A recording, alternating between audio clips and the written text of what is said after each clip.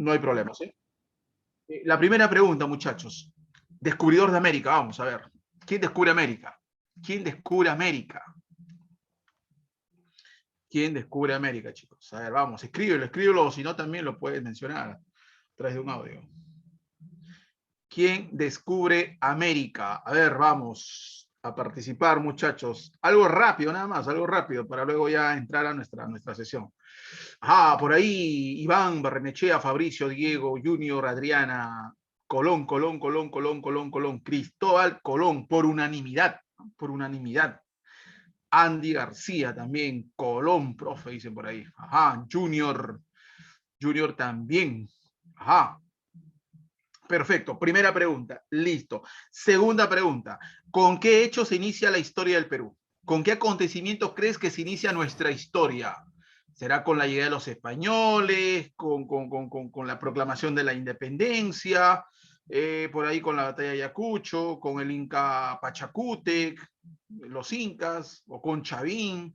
Vamos, chicos, ¿con cuál? ¿Con cuál? ¿Con qué hecho se inicia la historia del Perú? Para ti, puede que muchos estén equivocados por allá. Ajá. Por ahí, Saraí dice con la llegada de los primeros pobladores de América, Manuel, ahí está Manuel nuevamente, Manuel, con los primeros pobladores. Ajá, Barrenechea con la historia incaica, dice Barrenechea. Ajá, perfecto. Y la tercera pregunta, y la yapa de la mañana es el fundador del imperio incaico. Fundador del imperio incaico. Fundador del imperio incaico, muchachos. Así es simple, así es simple. Personaje considerado el fundador del imperio incaico, chicos. ¿A quién nos referimos? ¿A quién nos referimos? Fundador del imperio incaico. Henry Juárez, por Manco Cápac y Mama Ocllo, el principio de la historia del Perú. Ajá. Ah, la pregunta anterior, ¿no? Junior Pacha, Pacha, Barrenechea Manco Cápac, Aleli Manco Cápac, Juan Manuel Manco Cápac, Fabricio Manco Cápac. ¿Ah? Chicos, la cosa está dividida aquí, ¿ah? La cosa está dividida, aunque está pesando más lo otro. ¿Ah? Está ya por ahí. Carlos dice Manco Cápac, Carlos Velázquez Manco Cápac, perfecto, muy bien.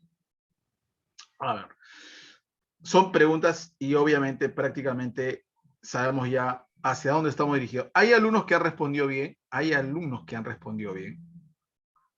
y hay algunos que sí, por ahí algunos, no sé si han estado anteriormente aquí o vienen de otro sitio, es su primera participación en una academia, pero bueno, estamos para corregir y estamos para reforzar también esos puntos, definitivamente. ¿Sí? Bueno, perfecto. A ver, definitivamente, el alumno a estas alturas, ya que estamos propensos ya a postular, tiene que tener las cosas claras, Con respecto a con qué periodo se inicia la historia del Perú, obviamente, justamente ese tema lo vamos a tocar hoy día. Justamente. Al finalizar la clase te voy a volver a hacer esa pregunta. ¿Con qué hecho se inicia la historia del Perú? Y vamos a ver si la mayoría responde como lo ha hecho, algunos casos, mayormente lo han hecho, algunos uno que otro, pero mayormente han dado con la respuesta. Pero con respecto a la otra pregunta que decía, ¿quién descubre América? ¿Quién descubre América? También se relaciona con este tema. Porque algunos dicen Cristóbal Colón, profe, no, fueron los vikingos que llegaron primero, antes que Colón, 400 años antes. Sí, puede ser, puede que tengas razón, es cierto.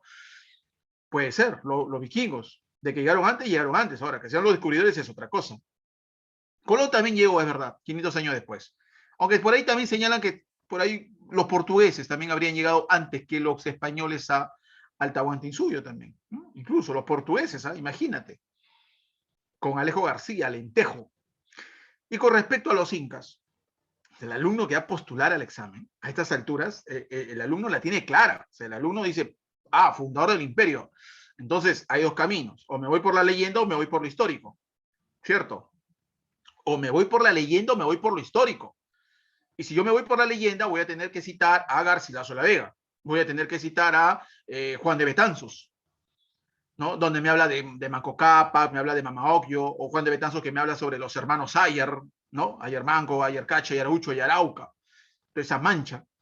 Pero es algo legendario, ¿sí? Mitológico. No se comprueba que haya existido realmente. Pero si me voy con el origen histórico, obviamente voy a tener que dilucidar que efectivamente, ¿no? Hubo un proceso. Porque recordemos, muchachos, recordemos, un imperio no nace, un imperio se hace. Si no, pregúntale a los persas, pregúntale a los macedonios, pregúntale a los romanos.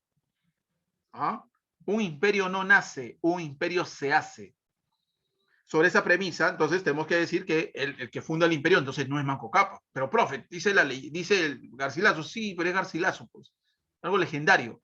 Ya luego cuando tocaremos en Incas ampliaré ese tema. Lo ampliaré, pero te voy diciendo ya desde ya el punto, que no es Manco Cápac. Tendremos que remontarnos hasta 1438, cuando, por ahí algunos sí lo respondieron, algunos sí, cuando Cusi Yupanqui venció a los chancas. El único grupo que podía meterle presión a los incas eran los chancas, el único, y a la cual los incas le temían también. Los huancas, los cañari, los chachapoyas, los suros, no pasaba nada. Pero si había alguien que los incas temían, eran los chancas. Eso eran unos desgraciados. Los chancas, el único. Pero Cusi Yupanqui logró vencerlo. 1438. ¿Cómo? ¿Cuándo? ¿Qué hizo? ¿Qué pasó? Bueno, en su momento te lo diré, pero te estoy diciendo que fue Cusi Yupanqui. Luego Cusi Yupanqui, a la hora de proclamarse como inca, asumió el nombre de Pachacute, Pacha tierra, Cute transforma, transformador de la tierra. Entonces el alumno tiene que saber que el imperio de los incas surge, nace con Pachacute. Manco Cápac habrá fundado la ciudad del Cusco, pero no fundó el imperio, porque no había imperio todavía en ese entonces. O sea, si vamos a lo que realmente es, no esperemos todavía ingresar a la universidad para que nos lave la cabeza. Te lo estoy diciendo desde ya, para que vayas con base. ¿Sí? Porque quieras la carrera que tú quieras, la carrera que tú quieras llevar, siempre tienes cursos, tienes generalidades. En el primer ciclo y segundo son generalidades. Y ahí vas a llevar literatura, lenguaje, sácale provecho a sus cursos. ¿eh? Matemática 1, matemática 2, historia también, ¿no? Claro, te va a llevar historia. Como generalidades, solamente primer, segundo curso nada más. Hasta recreo vas a tener actividades, no sé si habrá todavía, pero el curso de actividades, deportes y todo eso. Es bacán, es chévere la vida universitaria, muchachos, es bacán. Cuando ingreses a la San Marcos, a la Villarreal, a la universidad que tú desees, es bacán la universidad. Estar adentro, es compactar con otra gente, con otros alumnos, distintos estatus sociales, distintos aprendizajes, distinta educación, te vas moldeando, te vas adaptando, tú vas influyendo también sobre ellos, ¿no? Van formándose cenáculos de amistades, uno para la vida, otros temporales, y unos. Pero es así, es una vivencia, en 5 años vas a vivir más con tus compañeros que con tus propios padres, es así de simple. En 5 años, el 65% vas a estar más con ellos. Más con ellos vas a estar. La universidad, exposiciones, trabajos, profesores que faltan, profesores que llegan, algunos más exigentes que otros entran para dictar y luego tu exposición y punto, y luego apruebas. Vas a ver de todo, vas a tener la capacidad incluso de cambiar a los profesores y que no dictan como debe ser las cátedras. Hay firmas, hay documentos que la universidad, el estatuto te avala. Van a ir a ti, van a haber elecciones universitarias, van a entrar a tu salón, te van a convencer, vota por este, vota por el otro, que la universidad, que los cambios. Hay muchas cosas que el cachimbo se va a encontrar con un mundo estar adentro. Pero te la voy diciendo que muchas veces esos partidos universitarios, esos políticos, partidos universitarios, tienen intereses debajo. Tienen muchos intereses. Se aprovechan de la inocencia de los cachimbos nada más. Te lo digo. Obviamente, algún momento hemos estado en eso. Pero es muy bonito el compartir, el ayudar a algún compañero que no puede por X motivos en una exposición, te van a ayudar, tú vas a ayudar, en fin, muchas cosas. ¿Sí? Entonces, pero para esto primero hay que estudiar para ingresar, pues. Y al menos de lo que a mí me corresponde, mi tarea, mi chamba, es que las preguntas de historia del Perú las respondas todas, pero las respondas todas, así de simple. Aquí equivócate, aquí sí equivócate, pero a partir de ahora ya no vas a decir lo mismo, ¿cierto? Ya no vas a decir lo mismo. Y así va a pasar varios temas. Vamos a pasar pobladores, culturas, incas, conquista, invasión, virreinato, república 1, república 2, no vamos hasta el fondo. Así que estoy seguro que nos vas a acompañar todas estas semanas para poder reforzar esos puntos. Y si hay algún punto que ya los conoces, perfecto, puedes hacer preguntas para poder reforzar, para poder por ahí quizás remarcar algunos puntos. Bien, muchachos. Bueno, entonces, ahí está. Lo dicho, lo que se tuvo que decir, se dijo, ¿ya? Así que vamos a empezar entonces con nuestro curso, con nuestra presentación. Vamos a ver un pequeño... A ver, vamos a ver por aquí. Ajá, ¿dónde está? Por acá. Acá está. Como les acaba de mencionar, vamos con la presentación. Vamos con la presentación del primer tema con respecto al ciclo semestral regular. Gracias a CEPREMUNI por acercarnos hacia ti. Bien, vamos con la presentación, chicos. Hoy vamos a hablar del periodo precerámico y teorías de la cultura andina, ojo. O sea, hoy te voy a mencionar el tema del poblamiento americano porque ya como es un ciclo, son para 20 semanas, entonces algunos puntitos ya lo vamos a obviar, como poblamiento americano, por ejemplo, pero sí lo vamos a mencionar. Se asume que el alumno que está en este ciclo tiene cierta base. Se asume. Y espero que sea así. Entonces, vamos a ir más a los datos aquí, ¿ya? Entonces, hoy hacemos el tema de precerámico. Pero, ¿qué es el precerámico? ¿Qué es el precerámico? Bueno, cuando hablamos del periodo precerámico, muchachos, nos estamos refiriendo también es conocido como los primeros pobladores, ¿ya? Así que no te alarmes. Primeros pobladores, poblamiento peruano, es también hablar del precerámico. Solamente que el periodo precerámico es un término ya más técnico, más de carácter tecnológico, por decirlo así. ¿Por qué? Porque está basado en la cerámica, obviamente. Es todo aquello que se desarrolló, todo aquello que evolucionó antes que llegue la cerámica al Perú. Porque recordemos que la cerámica no se inventa en el Perú. El peruano no crea la cerámica vino de afuera. La cerámica vino de afuera, posiblemente de Ecuador, posiblemente de Colombia, no hay un lugar fijo, pero sí se sabe que las cerámicas más antiguas del continente, ¿no? Son dos puntos, o en Colombia, la cultura Puerto Hormiga con 3.000 años, y en la cultura Valdivia, Ecuador, que tiene 4.500 años antes de Cristo. En el Perú, la cerámica más antigua data 2.000 años antes de Cristo. 2.000 años. Pero como mencionamos, hicimos la pregunta al inicio, ¿de dónde, cuándo surge la historia del Perú? Ajá, y casi la gran mayoría lo dijo, la historia del Perú surge con la llegada de los primeros pobladores. Porque seguramente en algún momento, ¿qué es lo que va a suceder? En algún momento, pues, ese hombre que llegó al territorio, al continente americano, y ahí tenemos que partir y retroceder quizás un paso hacia atrás, sobre el tema del poblamiento americano. ¿Sí? Con respecto al tema del poblamiento americano, obviamos la teoría autoctonista, ¿sí? Porque al final esta fue desestimada, fue marginada la tendencia autoctonista, la que alguna vez planteó, por ejemplo, Antonio León de Pinelo, que decía que la Amazonía peruana sería el origen sería la cuna de la humanidad, porque Antonio León de Pinelo confundió la selva con el paraíso del Edén, ¿cierto? Algunos recuerdan seguramente. Escribió una obra, El paraíso del Nuevo Mundo, y en esa obra él postula esa situación, ¿no? Él postula esa idea de que la selva del Perú habría sido la cuna de la humanidad, porque ahí ese sería el paraíso del Edén, que alguna vez Dios creó. Y de ahí salieron Adán y Eva. Posteriormente, para el siglo XIX, aparece el argentino Florentino Amellino, ¿no? Con la idea de que el hombre aparece en la época terciaria en función a los hallazgos de restos fósiles en las pampas argentinas, en la Patagonia. Pero cuando fueron conducidos, cuando fueron llevados a Europa, ya habían pues métodos mucho más modernos y todo ello, se corroboró que efectivamente estos restos fósiles no eran de la era terciaria. Bueno, eran restos fósiles de hombres y de animales, entremezclados. Los de animales sí, algunos eran de la era terciaria, pero el hombre no, era en la época cuaternaria. Entonces, es a raíz de ahí, ¿no? Empecinado en su idea, que le llaman el loco de los huesos, a Florentino Amellino, en su obra, una obra importante, ¿no? La antigüedad del hombre en la plata. Pero a partir de las investigaciones, a partir de los nuevos hallazgos, estas dos ideas fueron desestimadas y surgiría la idea, pues, inmigracionista, la tendencia inmigracionista, ¿cierto? Ahí, pues bueno, ahí vamos a tener en este caso, Ale Jardica, que señala la procedencia asiática a través del estrecho de Bering, algunas similitudes de carácter antroposomáticas, de carácter física, geográfica también, bien explicado por el tema del estrecho, la cercanía entre Asia y América.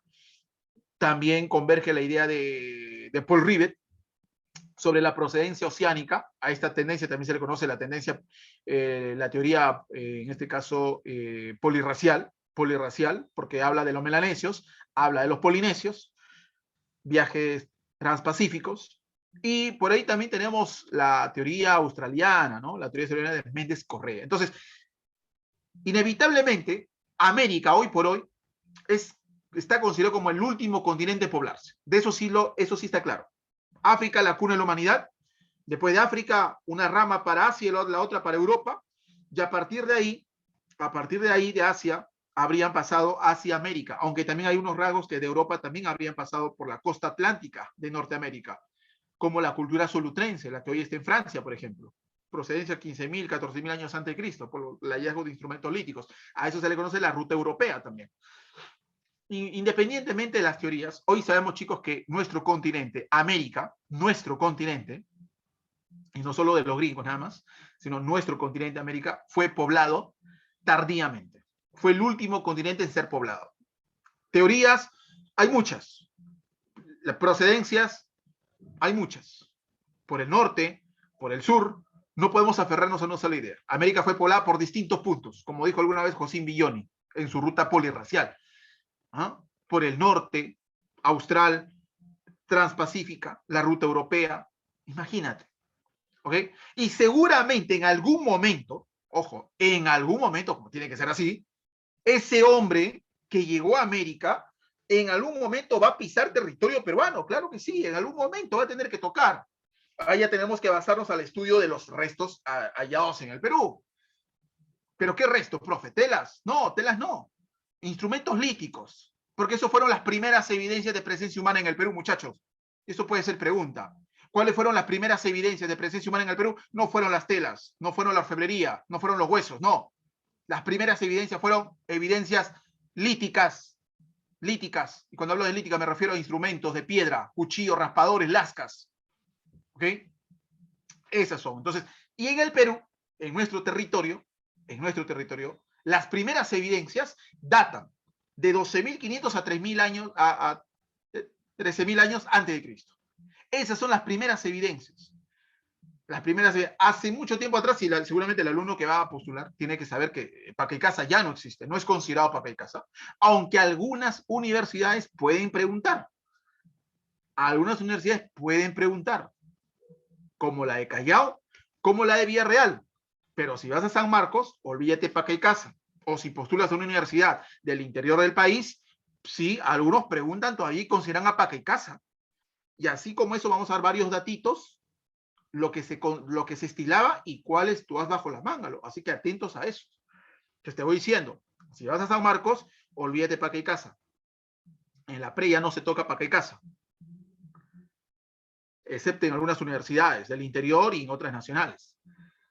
Pero habitualmente ya no se estila hablar de Pacaicasa. Pero sí, lo que tenemos que tener en cuenta es que ese primer momento que el hombre pisa territorio peruano, ese periodo se le conoce como el periodo lítico, muchachos. Como el periodo lítico. Puede también tener otro nombre, porque también se le considera el periodo de los cazadores nómades. También se le conoce, claro. ¿Por qué? Porque esa era pues la práctica habitual de ellos.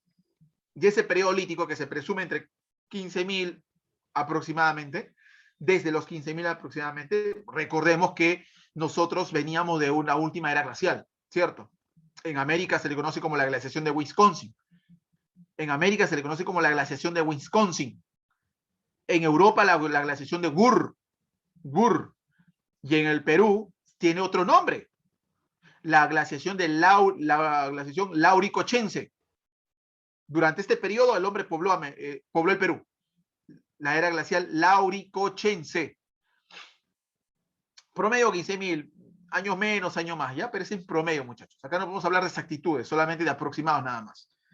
Ese es el primer periodo. Y el alumno sabe, ¿no? El alumno postular sabe que ese periodo lítico, pues, el hombre encuentra una naturaleza totalmente distinta, donde para poder sobrevivir tenía que aplicar sus actividades parasitarias. Actividades parasitarias, o también conocido depredadoras.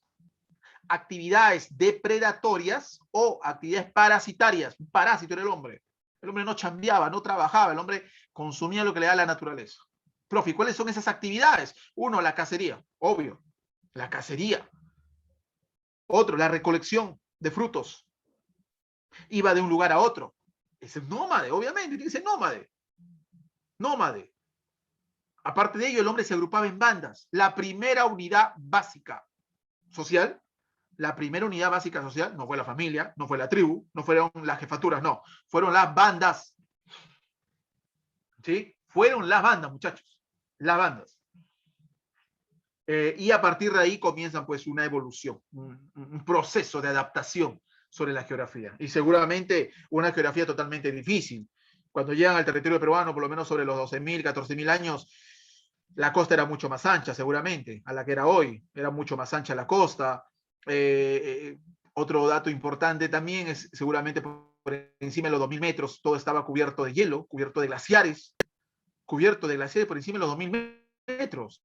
Imagínate, o sea, todo lo que es Ayacucho, Apurímac, Cusco estaría cubierto de hielo, así de simple, por la última glaciación.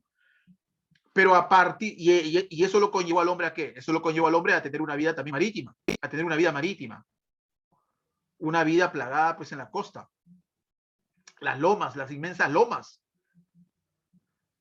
Entonces, eso le permitió al hombre poder sobrevivir. Por mucho tiempo, no. Entre comillas, tiempo, claro. Porque más adelante, a partir de los 10.000 años antes de Cristo, esto va a cambiar, esto va a variar, porque la temperatura está aumentando en el planeta y sigue aumentando como ahora, sigue aumentando. La temperatura está aumentando en el planeta y aumentó a partir de los 10.000 años antes de Cristo. El hombre llega a un periodo, lo sabemos, conocido como el periodo Pleistoceno. Todavía había un friecito todavía. Pleistoceno. Pero luego, paulatinamente, aumenta la temperatura, 1 grados. Y comienza una etapa. Holoceno. Y ese Holoceno es calor. Y con ese Holoceno, a partir de los 10.000 hacia adelante, comienza a derretirse los glaciares. Hoy nosotros los estamos viendo. Cómo Pastoruri cada vez está retrocediendo más. Cómo Pastoruri retrocede. Y si alguna vez no has tenido la oportunidad de ir a Pastoruri, cuando esto se regularice, este tema de la pandemia y todo esto, cuando ya se ingresó a la universidad, visita Pastoruri, porque no le queda más de 7 años. No le quedan más de 7 años a Pastoruri, según los expertos. El hielo habrá desaparecido totalmente, Pastoruri. Totalmente. Ya no puedas contemplar como aparecen en las fotos, ¿no? Pastoruri, el hielo, tocando el hielito, bacán. Ya habría desaparecido totalmente. Entonces, pues en esas épocas ya te imaginarás cómo habrá estado. El Misti y todo ello. Entonces, es ahí donde a partir de los 10.000 pues hay un cambio, ¿no? Hay un cambio climático, definitivamente. El Pleistoceno cede al Holoceno. Aumenta la temperatura.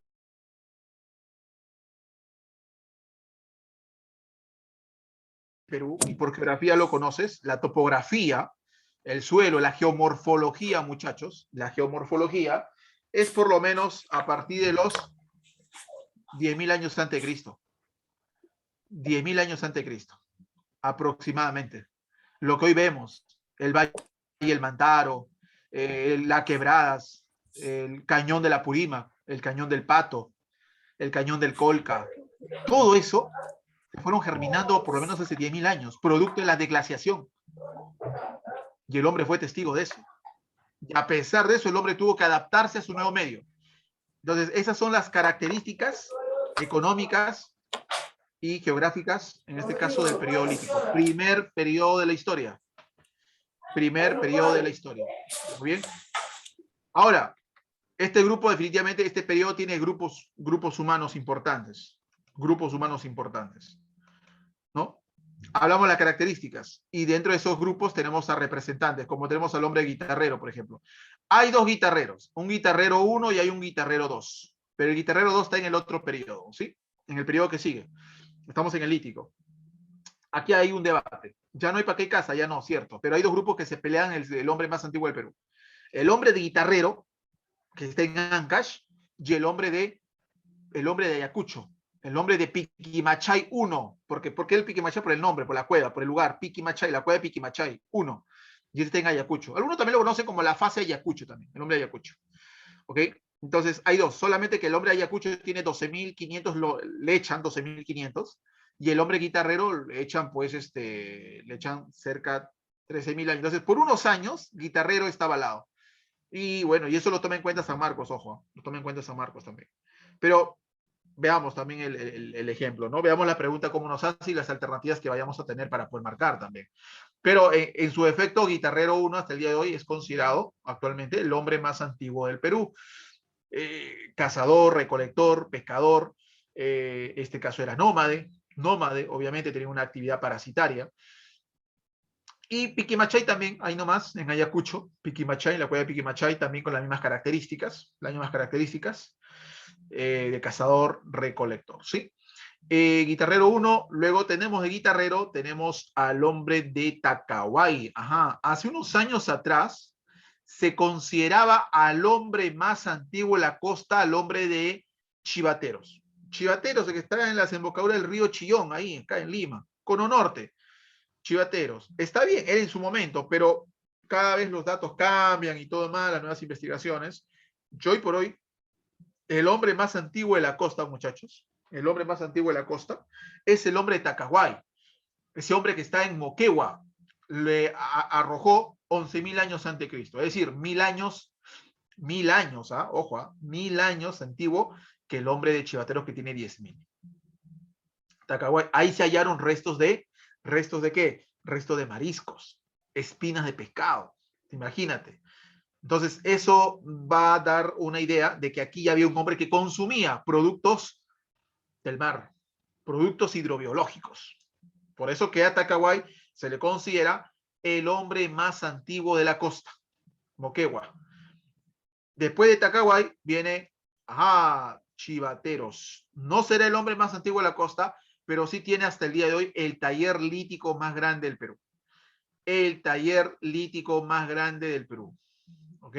Chivateros, desembocadura del río Chillón, descubierto en este caso por Edward Lenin. Edward Lenin, el hombre de Chivateros. Luego Chivateros, tenemos, muchachos, a los restos fósiles más antiguos del Perú. ¿Y a quién le pertenecen? A Paiján. Paiján, ubicado en el departamento de La Libertad, descubierto por Clau Chauchat. Posteriormente fueron estudiados por Rafael Larco Joy, donde se descubre, donde se halla a los restos fósiles más antiguos del Perú. ¿Sí? Restos fósiles más antiguos del Perú. Y a diferencia de los otros restos, en Paiján sus instrumentos líticos tenían esta forma, mira, esta forma tenían sus instrumentos líticos. Tenían puntas con pedúnculo, ¿sí? Mira cómo evoluciona, ¿no? Un guitarrero con un instrumento lítico más tosco, un Tacahuay también por ahí quizás con instrumentos líticos, no tan bien elaborados, pero mira, a diferencia de los restos anteriores, Paiján ya tenía una mejora en la estructura de sus instrumentos líticos. A esto se llama instrumentos líticos con pedúnculo. Luego de Paiján está la Auricocha, que en un momento determinado se consideraba los restos fósiles más antiguos del Perú, ¿ya?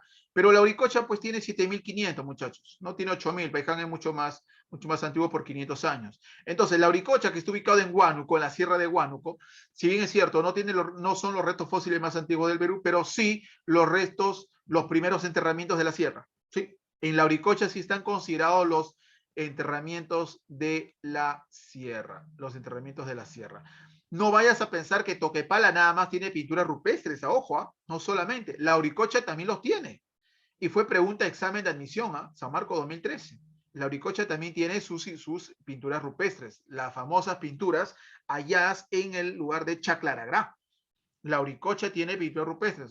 Y ojo, la Auricocha es del periodo lítico, la Auricocha son cazadores, la Auricocha son pescadores, la Auricocha está en el departamento de Huánuco, tuvo pinturas rupestres, ¿ok?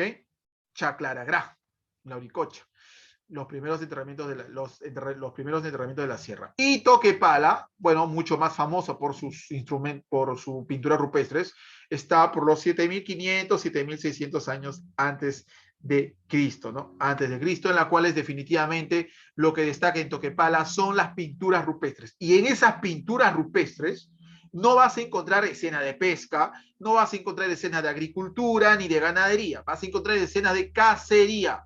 Ojo, cacería, muchachos. Entonces, ¿qué cosa nos da a entender esto? Que las pinturas rupestres estarían representando y escenificando parte de sus actividades,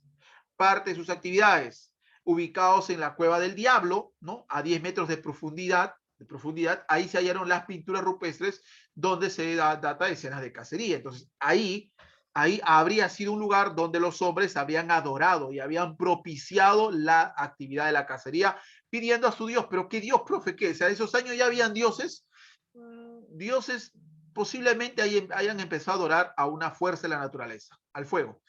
Entonces, ahí al interior, al interior de la cueva se han hallado cenizas, restos de cenizas. Entonces, quiere decir que ya emanaban, y obviamente, definitivamente para ellos el fuego fue una de sus principales deidades, propiciando la cacería.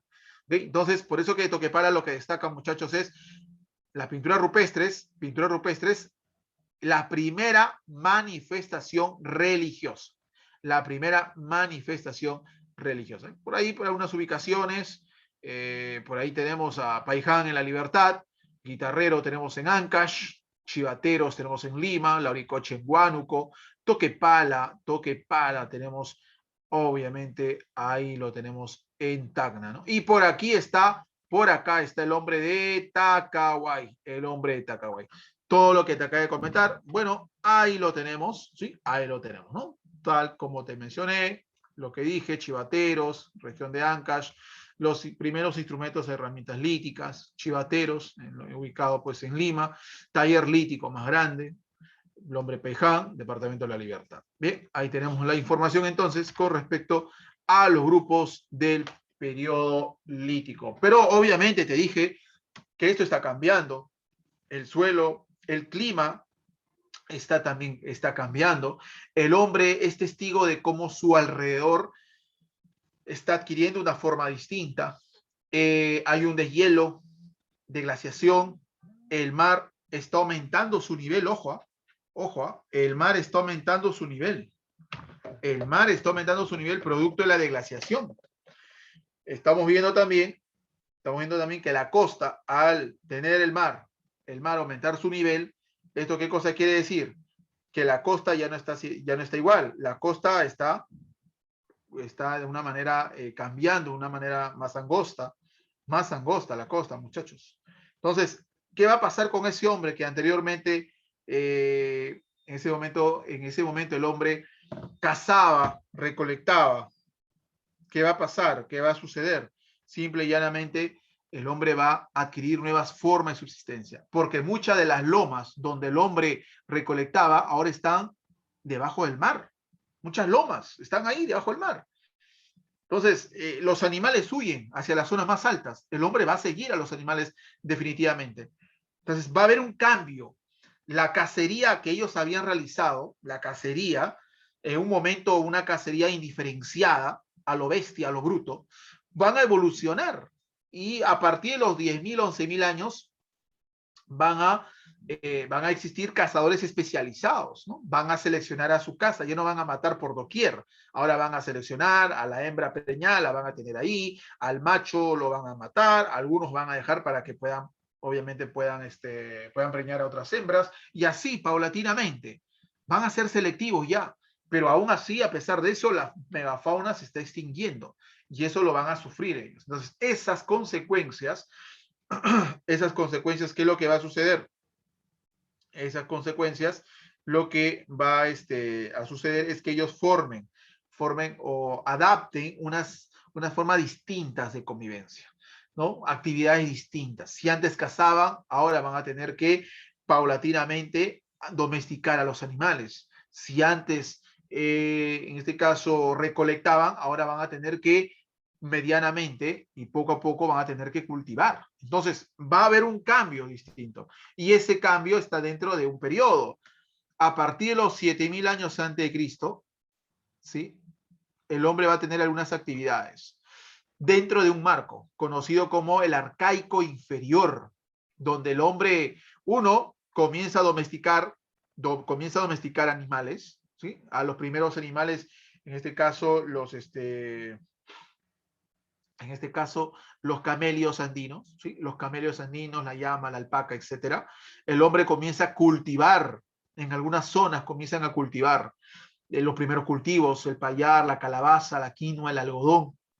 ¿No? No solamente eso, sino que también el hombre comienza a experimentar una nueva forma de desplazamiento. Ya no va a ser nómada de un lugar a otro, sino que el hombre será siendo nómada, sí, pero es seminómada porque se va a establecer. El hombre está aprendiendo, está conociendo el ciclo de los animales, el hombre está conociendo el tema del tipo de suelo. Ese hombre que está en la costa sabe que en invierno los animales se adjuntan en la región andina, en las pampas de Junín, por ejemplo, y el hombre de la costa subirá hacia la región andina para cazar a los animales.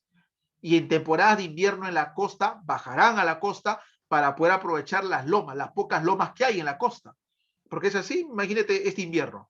Imagínate, este invierno ha sido duro, ha sido frío. ¿Cómo está la costa?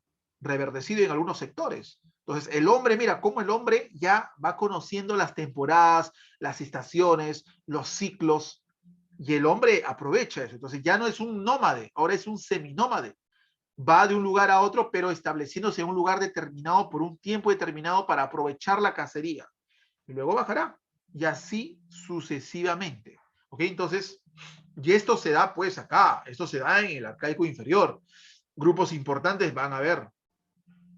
Incluso también por acá, muchachos, vamos a ver que en este arcaico inferior, el hombre es domesticador, perfecto. El hombre es un seminómade. El hombre comienza a cultivar algunas plantas, perfecto. Se inicia la música. Acá se inicia la música en el Perú. Acá se inicia la música en el Perú. Otro dato importante también, que acá aparecen las primeras redes para pescar. Entonces, ¿qué nos está diciendo si aparecen las primeras redes para pescar? Que la población está aumentando, que el pescar con lanza ya no es suficiente. La población está creciendo. Y si la población está creciendo, hay que satisfacerla. Es por eso que surgirán las redes para pescar. ¿Cierto? Las redes para pescar. Entonces, ¿qué es lo que va a suceder aquí? Hay un cambio, hay una evolución, y esto se le conoce como el periodo del arcaico inferior. Grupos humanos por doquier. Obviamente vamos a tener grupos en Cajamarca, al hombre de Nanchoc. El nombre de Nanchoc, mira, Nanchoc. Anteriormente se le prevalecía, y cuidado con esto, se consideraba al hombre guitarrero como el primer horticultor del Perú. Pero te había hablado que había un guitarrero ya, ¿no? Pero es el anterior es guitarrero 1, pues. Este no es guitarrero 1, este es guitarrero 2. Guitarrero 2 a partir de los 6.000 años. Algunos lo ponen 6.000, otros lo ponen 4.000, pero de que no es el primer horticultor del Perú, no lo es. No lo es. Anteriormente se creía, se pensaba, sí. Pero ahora, hoy en día, al primer horticultor del Perú, desde el año 2006, es el hombre Nancho. Es el hombre Nancho, muchachos. Nancho, en Cajamarca. En Cajamarca es el primer horticultor del Perú. Pero si postulas a una universidad y dentro de las claves no está Nancho, obviamente no vas a marcar Nancho. Pero sí guitarrero, que es el segundo en este caso. El hombre guitarrero. Pero si entre las alternativas está Nancho, marca Nancho a ojos cerrados. Porque Nancho es considerado el primer horticultor del Perú antiguo. Tenemos a Guitarrero también, Guitarrero en la zona de Ancash, también fue horticultor, fue también domesticador, a la misma vez también fue cazador, porque no es que termine un periodo y se inicia otro, no. A veces un periodo está dentro de otro, que es un proceso. La historia es un proceso. La historia es un proceso. El hombre de Chilca, Chilca al sur de Lima, ¿sí? Al sur de Lima, kilómetro 70, kilómetro 75 de la Panamericana Sur. Chilca también considerado pues uno de los grupos importantes del arcaico inferior. Importancia de Chilca, bueno, Chilca con sus 6.000, 6.400, 6.500 años antes de Cristo, están las primeras aldeas de la costa. En Chilca las primeras aldeas de la costa. Los de Chilca domesticaron, ojo, lo de Chilca, aparte de construir las primeras aldeas, domesticaron al perro. Los Chilcas fueron los primeros en domesticar, al menos la referencia hasta ahora, domesticaron al perro, al mejor amigo del hombre. Obviamente para consumirlo, ¿no? Para comerlo. Y bueno, en este caso también tenemos a Chilca, otro dato importante de Chilca, que cultiva el camote. Uno de los primeros en cultivar el camote. El hombre Paracas, es el hombre Paracas, no la cultura Paracas, ¿no? El hombre Paracas, o también conocido el hombre de Santo Domingo, muchachos. Paracas, acuérdense ustedes, ¿no? De Paracas es considerado, la importancia de Paracas, son las primeras redes para pescar. El hombre de Paracas, hay evidencias que fueron los primeros en diseñar las Las redes para pescar, muchachos. El hombre de Paracas. ¿Sí? El hombre de Paracas. Las redes para pescar. Además que el hombre de Paracas también fue músico, porque el hombre de Paracas fue el que va a establecer el primer instrumento musical. No fue un tambor, no fue una tarola, ¿no? El primer instrumento musical de Paracas fue una flauta. Una flauta. ¿Ah? Es el primer instrumento musical del Perú. Una flauta de hueso de pelícano. Imagínate tú. Imagínate tú. El hombre de Paracas. Ah, y algo más importante. El hombre de Paracas es el primer horticultor. El primer horticultor. Profe, ¿cómo que el primer horticultor? Si me está hablando que Nacho. Sí, sí, pero Nacho es el primer horticultor del Perú. Pero Paracas es el primer horticultor de la costa. De la costa, ¿ok? Paracas, el primer horticultor de la costa. Entre los domesticadores tenemos a Telar Machay. Telar Machay, ¿sí? Telar Machay, tenemos Telar Machay, considerado el primer pastor de América. Primer pastor de América, Telar Machay. Hawái Machay en Ayacucho también, primer domesticadores de camelios. Y hay un grupo, así como está el Piquimachay 1 del periodo lítico, también hay un Piquimachay 2 en Ayacucho. Piquimachay 2. Pero ¿cuál es la importancia del Piquimachay 2, profe? Ah, que el Piquimachay 2 va a ser ¿qué cosa? Va a ser considerado el primer cunicultor del Perú. El primer cunicultor del Perú. Entonces, todo lo que te hablé, todo lo que te mencioné está aquí. Porque estos son los grupos humanos del periodo arcaico inicial. O también se le conoce, ojo, también se le conoce a este, así como el periodo lítico, se le conoce como el periodo de los cazadores nómades. A este arcaico inicial también se le conoce arcaico temprano, pero también como el periodo de los horticultores seminómades. Ojo, el periodo de los horticultores seminómades. Claro, ya cultivaban, pero no eran sedentarios totalmente, eran seminómades. ¿Por qué te expliqué ya, no? Ya te dije ya, iban de un lugar a otro, transhumancia estacional. Practicaban la transhumancia estacional. Acá está Nancho, en Cajamarca, acá está el primer horticultor del Perú. Todo lo que te hablé, aquí está. Muy bien. El hombre de Santo Domingo también, departamento de Ica. Él, en este caso, el primer horticultor de la costa, usó la red para pescar, inició la música. Ahí está, muchachos, ¿sí? Datos importantes que ya te les había mencionado del arcaico inicial, o también conocido el periodo de los horticultores, Bien, ahora, esto no va a quedar acá. Si bien es cierto, aquí ya a partir de los 7000 años se está experimentando en este caso un seminomadismo, se está experimentando una actividad semiproductiva, la horticultura. No podemos hablar de agricultura, no. Horticultura. También podemos hablar de una domesticación, no de ganadería todavía, pero sí de domesticación. Pero esto va a ir evolucionando, esto se va a ir consolidando, esto se va a ir acrecentando. El hombre no va a querer quedarse simplemente ser un domesticador de uno u otros animales, no, el hombre va a querer aprovechar esto, se va a especializar. Así como hubieron hombres que se encargaron a domesticar animales, así como hubieron hombres que se encargaron a qué, a cultivar, así como hubieron hombres a empezar a tejer, habrán hombres que se encargarían de qué, de ver el cielo, de ver el firmamento, de conocer los tipos de suelo, conocer a los animales en su evolución, en su ciclo de vida. Entonces, estos hombres que van a asumir ese riesgo de conocimiento, con el tiempo van a adquirir conocimientos inusitados, tanto así que van incluso a determinar las estaciones, tipo de suelo, conocimientos distintos al resto, Y esto obviamente, y esto va a conllevar a que ellos puedan pues tener cierto poder sobre la mayoría, ¿ok?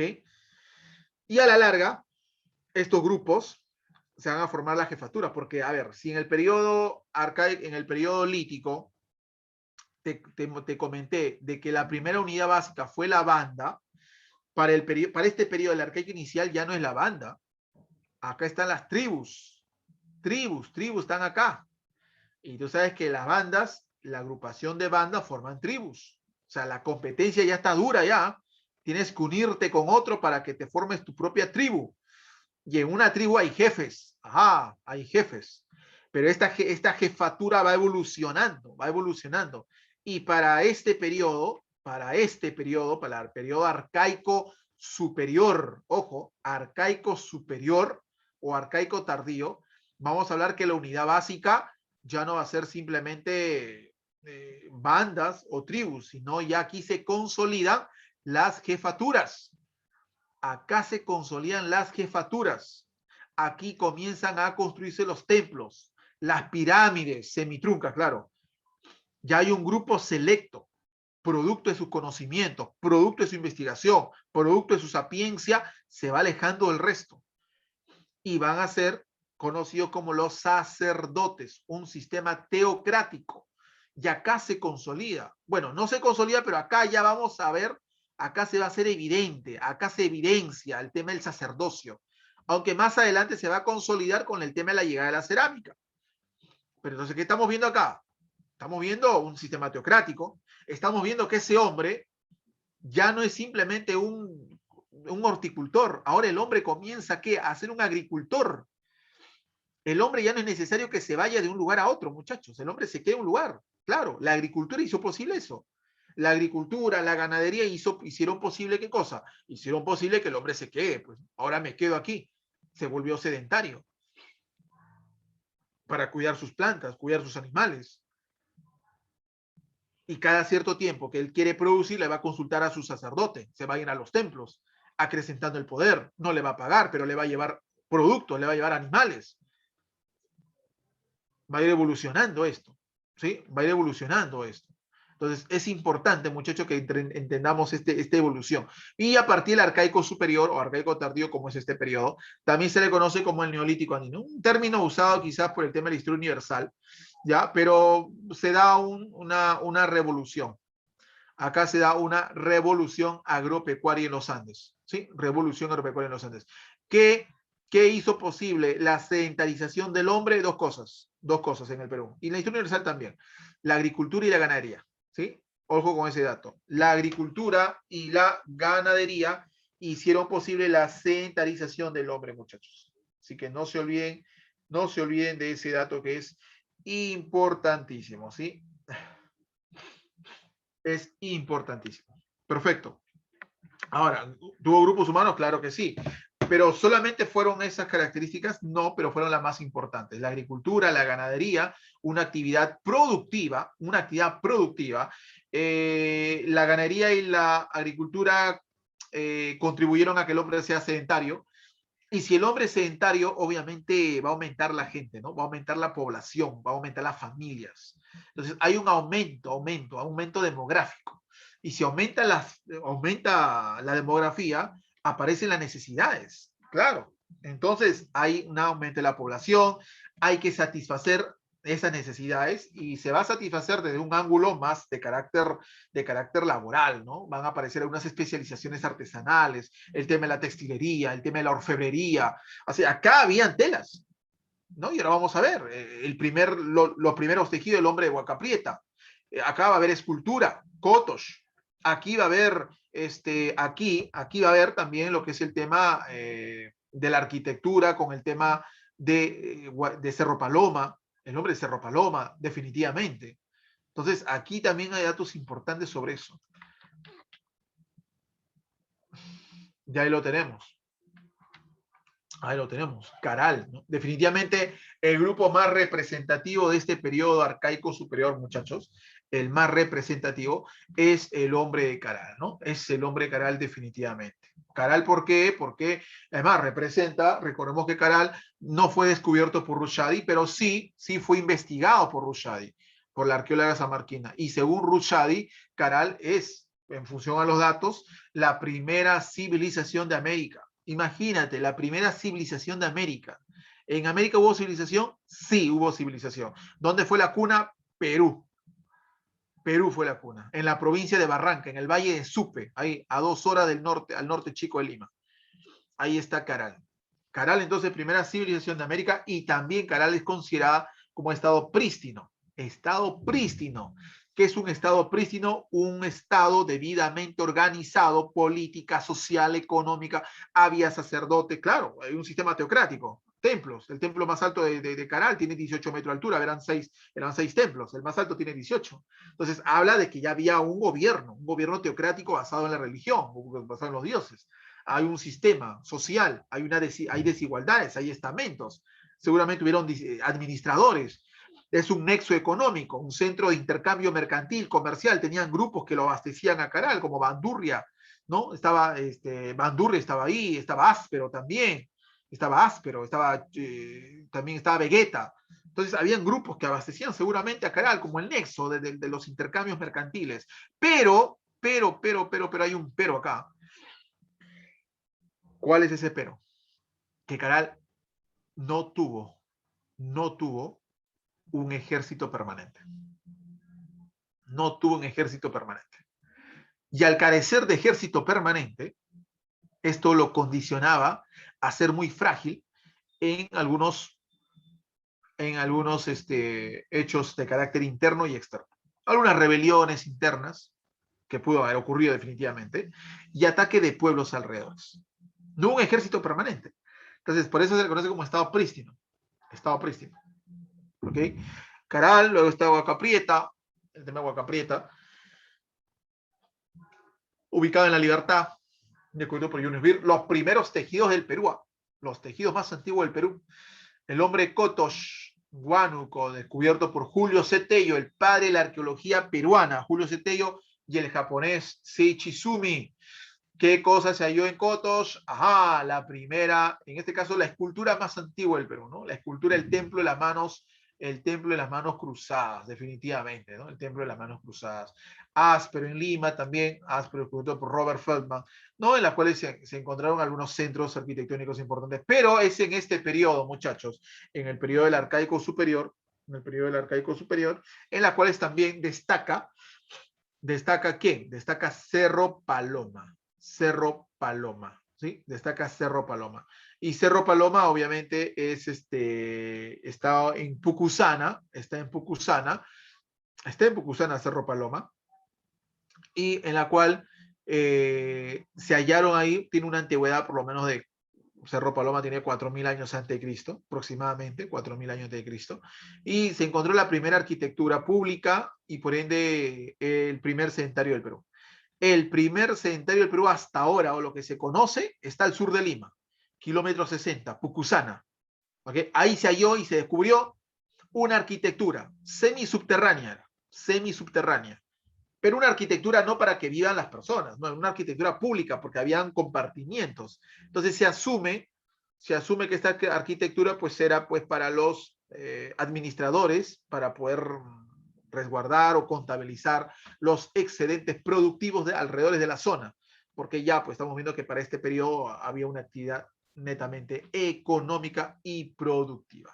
Entonces, mira, imagínate, entonces te hemos hablado de arquitectura, cacería, recolección, domesticación, horticultura, textilería, arquitectura, el tema pues de la evolución en el campo económico, pero no hemos hablado de cerámica, claro, por eso que a este periodo se le conoce como el periodo precerámico, ¿sí? Precerámico, término usado pues por Guillermo Lumbreras, también por ahí por John Rowe también, ¿sí? Ahora, y estamos viendo que a través del tiempo, a través de los años, a través de los milenios, el hombre peruano se fue haciendo de menos a más. Se fue haciendo de menos a más el hombre peruano, definitivamente. ¿Ok? Entonces, ¿esto qué cosa nos da evidencia? Que el hombre en el territorio evoluciona. Ha evolucionado desde lo más remoto, desde que pisó aproximadamente hace 15.000 años antes de Cristo, hasta los 2000 antes de Cristo. Mira, ve, de lo que no había nada, de lo que no había ni Michi, cuando llega el territorio peruano, cuando llega ese Homo sapiens, porque el hombre que llega acá es Homo sapiens, el Homo sapiens, no había nada, no había ni chicha acá. Entonces, ese hombre que llega acá, lo único que hace es recolecta, caza, y mira, ve, 2000 años antes de Cristo, ¿qué cosa había en Perú? Templos. Ahí está Caral, ahí está la prueba, ahí está el testimonio. O sea, ¿qué más? No inventa nada. Entonces, esto quiere decir que el hombre, aquí ha habido cultura, definitivamente. Ha habido cultura. Donde todo aquello, donde el hombre haya intervenido material, intelectualmente, es cultura. Es cultura. Y aunque nos parezca increíble, hay algunos que pensaron que en el Perú no era posible que haya surgido una cultura por parte de los mismos peruanos. Algunos dicen que no. Sí, pero es verdad, en Perú hay cultura, pero no porque los peruanos lo hayan hecho, sino porque esto haya sido una influencia externa. O sea, para algunos pensaron que el peruano era bruto. El peruano antiguo era bruto. ¿Qué va a ser el peruano? No, nada que ver. Eso vino de afuera, vino de otras culturas. ¿Ah? Pensaron así, ¿eh? Pensaron así. Entonces, es por eso que ahora lo que vamos a hacer es, una vez entendido, comprendido el contexto de los primeros pobladores, dividido en periodo lítico, cazadores nómades, periodo arcaico inicial, el grupo de los horticultores seminómades, y el periodo arcaico superior o tardío, conocido como la revolución agropecuaria en los Andes. Ahora lo que nos toca hablar es, ¿qué pasó después? ¿Qué sucedió después? Ajá, ojo con esto, ¿eh? 2000 años antes de Cristo, llega la cerámica al Perú. Llegó la cerámica al Perú. Y cuando la cerámica llega desde los 2000 hacia adelante, ya ahí se rompe, hay un parteaguas con respecto a los primeros pobladores, porque a partir de ahí se inicia el periodo formativo. Formativo, ojo, cuando la cerámica llega al Perú, cuando la cerámica llega al Perú, se da el periodo formativo, muchachos, formativo. Y de ahí vamos a estudiar tipo de formativo inicial, formativo medio, formativo final. Formativo inicial está Sechín, Cunturhuasi, Pacopampa. Formativo medio está Chavín de Huántar, la cultura Chavín, la cultura matriz del Perú. En el formativo final, bueno, están las culturas que salen después de Chavín, Paracas, Salinar, Virú. ¿Cuáles son las características? Casi similares como la del arcaico superior, solamente que muchas más consolidadas, muchas más practicadas, pero eso lo vamos a tocar cuando empalmemos o vayamos a concatenar con el tema de las altas culturas, porque seguramente desde el formativo se inicia el tema de las altas culturas, el tema de las altas culturas, pero ahí tenemos que estudiar a John Rowe, ahí tenemos que estudiar a Guillermo Lumbreras, porque cada arqueólogo tiene su propia periodificación. Entonces también tenemos que ver el tema, es cierto, vamos a estudiar Chavín, Mochica, Nazca, todo lo que tú quieras, pero es importante, antes de tocar esta cultura que es netamente datera, entender en dónde están ubicadas periódicamente, en el espacio y tiempo, ¿ok? No solamente ubicación geográfica, no, también temporal, en qué periodificación, dentro de qué periodificación están estas culturas. Pero eso lo tocaremos seguramente la próxima semana. Bien, entonces lo que vamos a ver en estos momentos es el tema del origen de la cultura peruana. ¿Cómo es? A ver, ¿realmente hubo cultura aquí o es que realmente nos trajeron de afuera? O nos trajeron de afuera, porque esa fue la polémica, eso fue el debate en los años 50, en los años 60, que el peruano para algunos era bruto, ¿sí? que no haya sido capaz de formar cultura aquí en el Perú a través de los siglos, para otros sí, para otros no, o sea, la cosa estaba dividida, muchachos, ¿ok? Así que vamos a ver entonces, voy a dejar de compartir esto por un momento, y vamos a ver por acá. Escuchemos por favor esto, ¿sí? Es importante antes de la explicación que vamos a dar, ¿sí? Atentos muchachos, atentos. Este tema tiene relación con la primera civilización peruana. ¿Cómo aparece la sociedad andina en el Perú? Para esto, algunos arqueólogos consideran que una sociedad debe presentar cerámica o alfarería para que sea considerada civilización. Existen varias teorías acerca de ello. Teoría inmigracionista, sustentada por el alemán Max Uhle, sostiene que nuestra civilización viene de afuera, de la cultura maya, que los mayas llegan por el mar a la costa peruana y nos trae el conocimiento avanzado. Sus argumentos: él sostiene que las culturas más antiguas, al que llama Proto-Chimú, Proto-Nazca y Proto-Lima, serían, según para él, las culturas más antiguas del Perú, y como son las más antiguas y están en la costa, recibieron una influencia más rápida por el mar gracias a los mayas. Otro argumento que sostiene es que hay ciertas semejanzas en la icografía de las culturas de la costa, como el proto-chimú en los trabajos de la cultura maya. Como por ejemplo, en esta iconografía se ven estos rasgos de animales que se presentan también en la arquitectura maya. Y también en su tercer argumento nos habla de la representación de la arquitectura.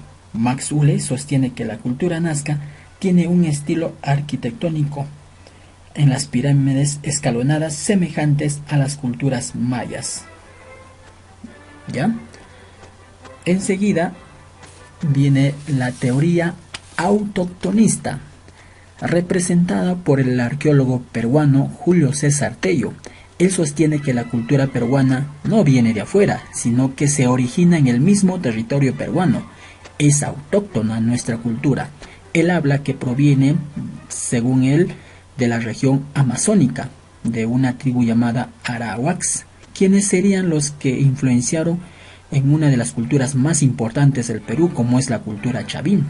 Por tal motivo, Julio Cetello considera que la cultura chavín es la cultura matriz, o sea, madre de todas las culturas. Hay otro arqueólogo peruano llamado Rafael Larco, que nos da un segundo postulado, que sostiene que nuestra cultura no viene netamente de la selva, sino de la región de la costa, de la cultura Cupisnique, y que esta cultura de la costa daría origen a la civilización andina. Tanto el arqueólogo Julio Cetello y Rafael Larco sostienen la teoría autoctonista. Luego está la teoría aloctonista, presentado por el investigador Federico Kaufmann. Esta teoría es una variación de la teoría inmigracionista. Él sostiene que la cultura andina viene de una civilización de afuera, pero no de los mayas, sino de una cultura llamada Valdivia, ubicada en el Ecuador. Federico Kaufmann sostiene que los valdivias son los que influenciaron en la cultura maya, y su argumento principal es que desarrolla la alfarería y cerámica con el uso de un solo color. Enseguida está la teoría hologenista, sustentada por el arqueólogo peruano Luis Guillermo Lumbreras.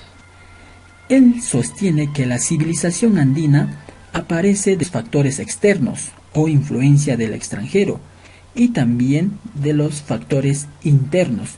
Lumbreras nos dice tanto los factores externos como los factores internos influenciaron en conjunto y dieron origen a nuestra civilización andina. Esta teoría es considerada la más aceptada, puesto que hace una síntesis de todos los postulados. Lo relaciona entre la iconografía Cupisnique y las culturas del norte andino, con las culturas de los Andes.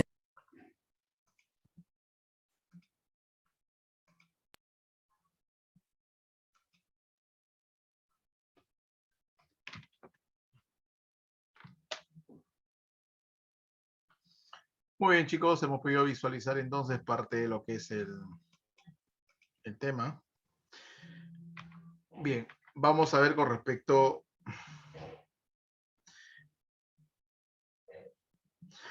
al punto que íbamos a ver, ¿ya? Al punto que íbamos a ver con respecto a las teorías. Definitivamente esto parte, ¿no? Esto parte de lo que es el origen de la alta cultura en el Perú, el origen de la alta cultura. Hay teorías, ¿sí? Hay teorías que van a tratar de explicar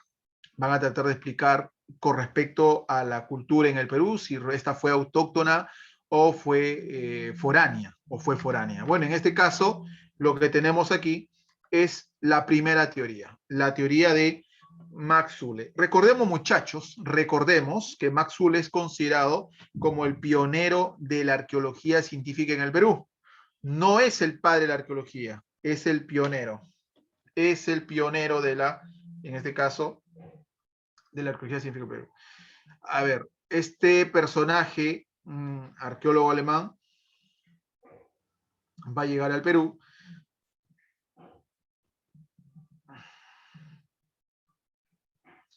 y va a realizar distintos estudios en culturas, como la cultura mochica, como la cultura nazca. Pero con respecto al tema del origen de la alta cultura, vamos a ver que Max Ulle va a plantear una procedencia inmigracionista. Es decir, para Max Ulle no es posible o no era posible que en el Perú, en los Andes, haya cultura. No es posible que haya cultura. Para Max Ulle, él hablaba de una procedencia mesoamericana, es decir, de lo que es América Central, una procedencia mesoamericana, en la cultura azteca y la cultura maya, principalmente la cultura maya, ojo, principalmente, pero no destacaba, pero en este caso, no obviaba a la cultura azteca, ¿sí? No obviaba, pero más era, en este caso, la cultura maya. Entonces, él señalaba que en este caso los mayas, los centroamericanos, a través de balsas, habrían llegado por la costa de los Andes centrales, ¿no? Para poder irradiar cultura, principalmente en dos puntos, en la costa norte y en la costa sur. A la costa norte, Proto-Chimú, y en la zona sur, Proto-Nazca. Entonces, él parte de esta idea, ¿a través de qué? A través de que son las culturas, las culturas más antiguas. Para Max Zule, las culturas más antiguas no son de la sierra, como decía Julio Cetello, sino serían de la costa. ¿Ok? Entonces, hay que tener bien en cuenta ese dato, muchachos. Este dato es importante, y suelen preguntarse en las universidades, en el examen de admisión. ¿Sí? Entonces, para Max Zule propone una procedencia mesoamericana, principalmente de los mayas, y se establece en la costa. Entonces, es a partir que para él las culturas más antiguas estarían en la costa y más no en la sierra. Por eso que él no comparte la idea de que Chavín sea la cultura matriz del Perú, por ejemplo. Él no comparte. Y seguramente le preguntarán, ¿y qué te hace pensar y qué te hace pensar que en este caso, que la cultura peruana, tenga ese origen mesoamericano? Y él hablaba, muchachos, una de las causales, él hablaba de algunos términos, algunos vocablos, algunas palabras similares a las que se usaban obviamente en la costa, en este caso en América Central, ¿no? Por ejemplo, la palabra Yampeyek en norte, en la libertad, la palabra Tumi, la palabra Yumi, la palabra Virú, la palabra virú también.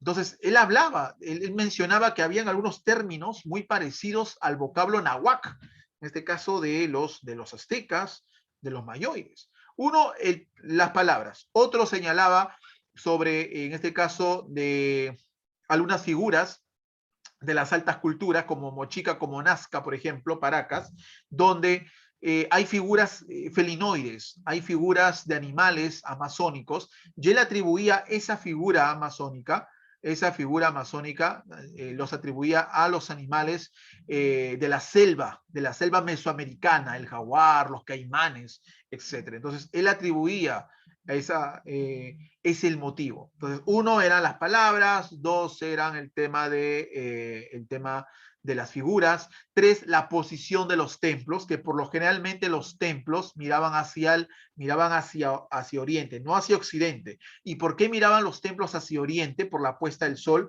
porque ellos consideraban que sería el lugar de procedencia en este caso, de sus antepasados.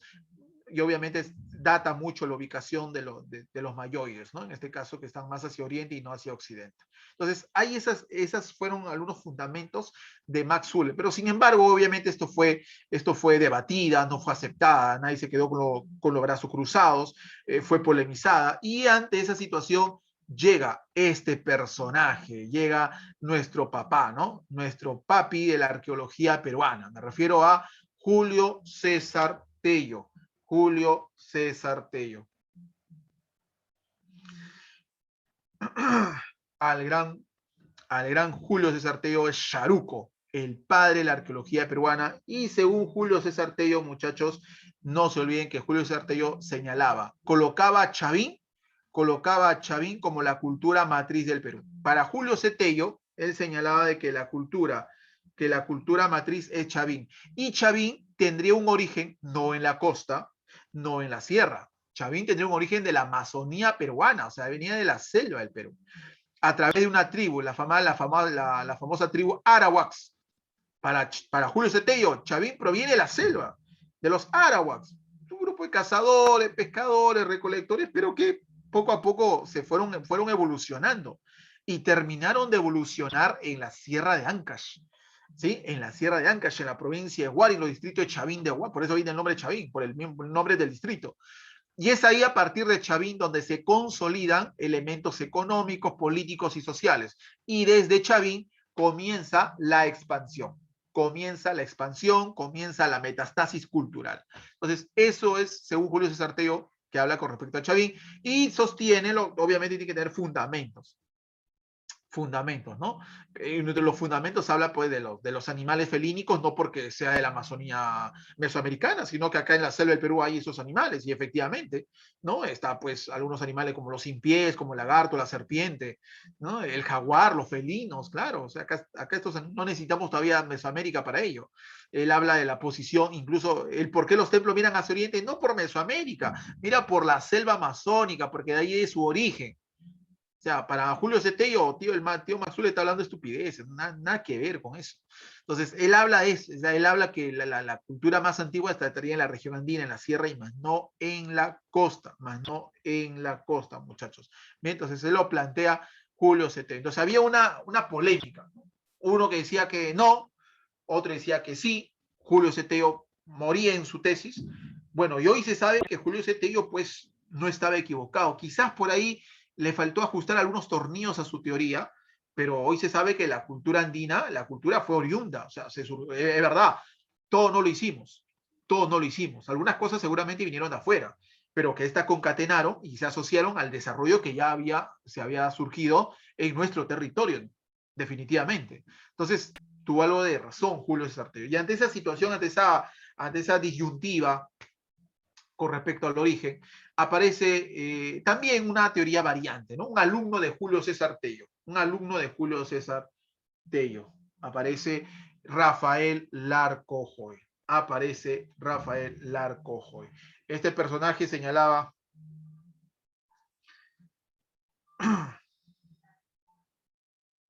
Rafael Larcojoy señalaba, muchachos, definitivamente que la cultura matriz de la costa, perdón, la cultura matriz del Perú no es la cultura chavín, sino sería la cultura cupisnique. La cultura cupisnique, para Rafael Larcojoy. Esta cultura no se encuentra en la sierra, se encuentra en la costa. Por consiguiente razón, Rafael Larcojoy decía que la cultura matriz es cupisnique y que las culturas más antiguas del Perú estarían en la costa, más no en la sierra. ¿Y esto por qué? ¿A qué se atribuye Rafael Larcojoy? Porque la cultura copinique es más antigua que Chavín, porque Copinique estaba pues tiene por lo menos una antigüedad de 2000 años antes de Cristo. Ya tenía cerámica, era parte del formativo, pero formativo inicial. ¿Tenía razón? ¿Era más antigua que Chavín? Sí, es verdad, era más antigua que Chavín, Copinique. Pero el hecho que haya sido más antigua no quiere decir que haya sido una sociedad panandina. No quiere decir que haya sido una sociedad panandina. No quiere decir que se haya expandido. ¿Ok? Entonces, esa es la teoría, la propuesta de Rafael Arcojoy, señalando todo lo contrario a la de su maestro Julio César Tello. Esa es una variante basada en la antigüedad de Cupinique. Y ante esa situación aparece este señor, este arqueólogo peruano, nos referimos a Federico Kaufmann-Doy. ¿No?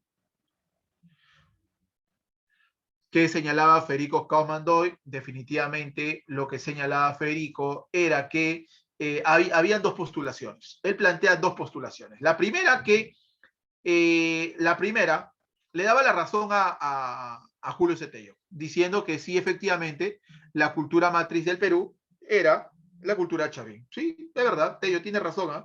La cultura matriz del Perú es la cultura chavín. Es verdad. Pero Chavín es la cultura matriz, pero no es oriunda acá. O sea, todo lo que Chavín aprendió, todo lo que Chavín expandió es porque lo trajeron de afuera. O sea, ¿me entiendes? Federico Kaufmann señala una teoría aloctonista. Ojo, aloctonista. Max Zule fue inmigracionista. Julio Cetello, autoctonista. Rafael Arco, autoctonismo costeño. Federico Kaufmann-Doy, aloctonista. Y para Federico Kaufmann-Doy, él señalaba de que efectivamente, que es lo que se plantea acá, de que Chavín era la cultura matriz del Perú, es verdad, pero, todo lo que Chavín expande acá era producto de lo que vino de afuera, ¿sí? Procedente de Mesoamérica. O sea, le da uno que otro la razón. Segunda postulación. Se pelean, se mechan, Tello, Ule, que los Andes, que Mesoamérica. ¿Por qué tanta cosa? Si al final a cabo somos casi contemporáneos con esas culturas de Mesoamérica. La cultura más antigua de Mesoamérica sería la cultura olmeca. Por ahí tiene 1400, 1350. Y la cultura matriz del Perú es la Chavín. Chavín tiene pues 1200, 1300, casi por ahí somos contemporáneos. ¿Cómo nos podemos influenciar uno al otro si somos por ahí nomás, chivolos? Entonces es ahí donde Federico Camán dice, ¿no? Hay una cultura que tiene cerámica más antigua que ustedes dos. Y esa cultura se llama la cultura Valdivia. Y Valdivia queda en Ecuador. Ojo, en Ecuador, muchachos, en Ecuador.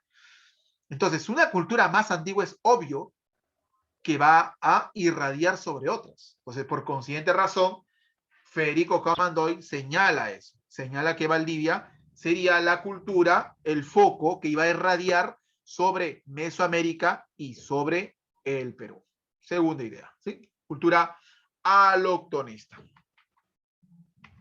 Y la última teoría es la de Luis Guillermo Lumbreras, ¿no? Luis Guillermo Lumbreras, en la cual el arqueólogo ayacuchano, en la cual les planteaba una teoría hologenista.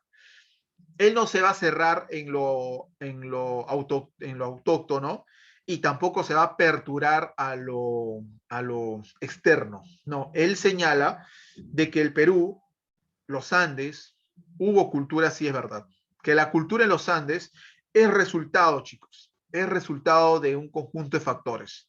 Decir que todo lo hicimos los peruanos, no. Tampoco todo no lo hemos hecho. Hay cosas que sí llegaron de afuera, como la cerámica, por ejemplo. Decir que todo vino de afuera, tampoco, porque los peruanos hemos sido testigos, hemos evolucionado, hemos cambiado, nos hemos adaptado, hemos destrozado la teoría del determinismo geográfico. La geografía no nos hizo a nosotros nos adaptamos a la geografía. Hemos evolucionado desde ser los primeros cazadores, recolectores, hasta tener templos como Caral, como Chavín, como Cupinique y varios templos más. O sea, ha habido una evolución. O sea, negar eso tampoco es insostenible. No, ha habido una evolución. Ha habido una evolución. Pero también hubieron cosas que no hemos hecho nosotros, como la cerámica, por ejemplo. Como la cerámica. Pero todo eso, esos aportes externos y lo que ya había en el Perú, en los Andes, esto conjugaron, esto concatenaron, esto se asociaron, y se hicieron sinapsis cultural. Y el producto de ese choque es la cultura andina. Es la cultura andina. Por eso, con respecto al origen de la cultura andina, teorías de la cultura andina, esta teoría, la de Luis Guillermo Lumbreras, es la que tiene más aceptación. ¿Sí? Es la que tiene más aceptación, muchachos. Es la que tiene más aceptación. Entonces, es importante que nosotros podamos señalar ese dato. ¿Sí? La teoría hologenista. Hologenista. Bien, muchachos, a ver, si hubiesen algunas preguntas, por favor, algunas preguntas, algunas dudas, háganlo, o si está todo claro, confirmar, ¿sí? Hemos tocado poblamiento peruano y teorías. Si hubiese, por favor.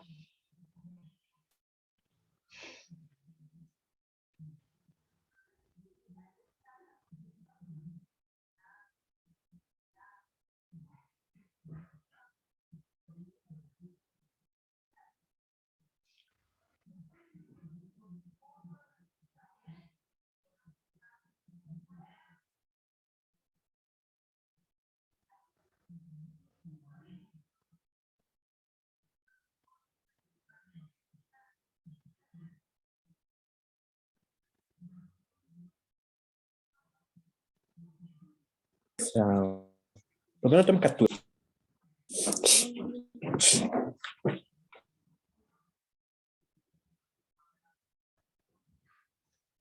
Muy bien, a ver por ahí. Hay algunas. Todo claro, dicen por acá.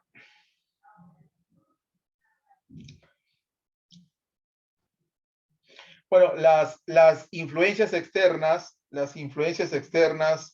definitivamente, Luis Guillermo Lumbrera se basa, uno, en el tema de la cerámica, ¿sí? Uno en el tema de la cerámica, definitivamente, ¿no? En el tema de la cerámica, procedente, en este caso, de la zona del Ecuador, que comparte en cierta manera con Federico Kaumandoy.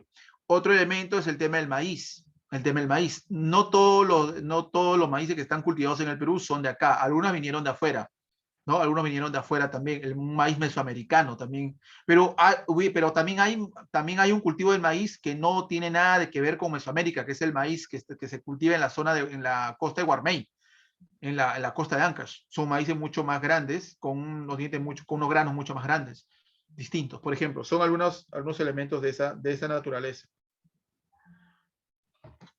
Entonces, tiene esas influencias. El maíz de Mesoamérica, el tema de la cerámica de la zona del Ecuador.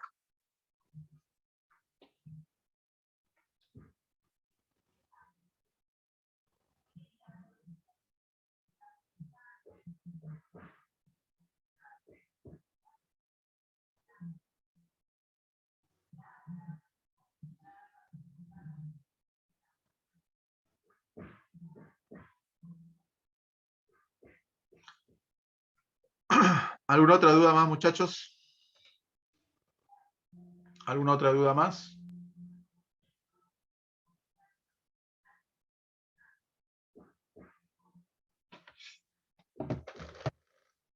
Muy bien. Bueno, entonces, hoy día, con respecto al tema 1 de historia del Perú, chicos, hemos tocado el poblamiento americano, perdón, el poblamiento peruano. Entonces, esto responde a la pregunta que te hice al inicio. Entonces, yo te pregunto, ¿quién descubrió realmente América? Yo te pregunto, ¿quién descubrió realmente? El alumno es inteligente, el alumno es mosca, el alumno se premune, es un alumno con un paso adelante. ¿Quién descubre América entonces? ¿Habrá sido Cristóbal Colón? ¿Quiénes realmente descubrieron América? Porque no esperes llegar a la universidad para que recién nos la den la cabeza. O sea, te lo estoy diciendo desde ya. O sea, ¿quién descubre América entonces? ¿Ah? Ajá, muy bien, claro que sí. Ahora ya van cambiando las cosas, ¿te das cuenta? Los primeros pobladores, dicen por ahí. Los primeros pobladores. Claro, pues chicos. Los verdaderos descubridores de América fueron los primeros pobladores. Los primeros pobladores. Ellos son los verdaderos descubridores. Profe, ¿y Colón qué sería entonces? ¿Colón qué cosa es? Si los primeros pobladores descubrieron América. Bueno, Colón es el precursor de las rutas europeas mercantilistas. No se puede, nosotros no podemos copiar e imitar todo lo que Europa diga, porque no siempre lo que Europa dice es lo mejor. No siempre. Los verdaderos descubridores fueron los pobladores. Ahora, los primeros europeos hasta ahora sí, eso sí, fueron los vikingos. No descubrieron América, pero sí los primeros europeos en llegar. Los vikingos. Eso sí, Colón no. Bien, muchachos, así que te voy a invitar, por favor, que repases el tema del día de hoy. Resáltalo, visita el Classroom, he mandado material, hay preguntas interesantes. No sé, por acá lo tengo, para que lo puedas visualizar esto nada más, ¿sí? He mandado este material, por ejemplo, con lo que he mencionado, algunos gráficos importantes, datos, y también hay algunas preguntitas interesantes, ¿eh? Preguntas de San Marcos, unas universidades que también, ahí están las preguntas para que podamos revisar. Bien, muchachos, bien, ha sido un placer, ha sido un gustazo estar con ustedes, chicos, a estudiar, a repasar, y si no tienes, por favor, cómprate un librito, ¿sí? Un compendio de historia del Perú, historia universal, repásalo. La próxima semana vamos a estudiar culturas, ¿sí? Vamos a hacer culturas pre-incas, vamos a estudiar a los chavín, vamos a hablar un poco de formativo y todo eso, así que hay que ir leyendo para cosas que cuando se te explique ya quede totalmente resaltado y nos quede mucho más, ¿no? Mucho más asimilado. Bueno, chicos, un placer para todos ustedes. Cuídense mucho, ¿eh? Cuídense mucho. Y nos vemos la próxima semana. Chau, chau. Nos vemos. Chao, profesor. Chao, profe, cuídese. Igualmente, muchachos, Hasta igualmente. luego, profesor. Cuídense, muchachos, cuídense.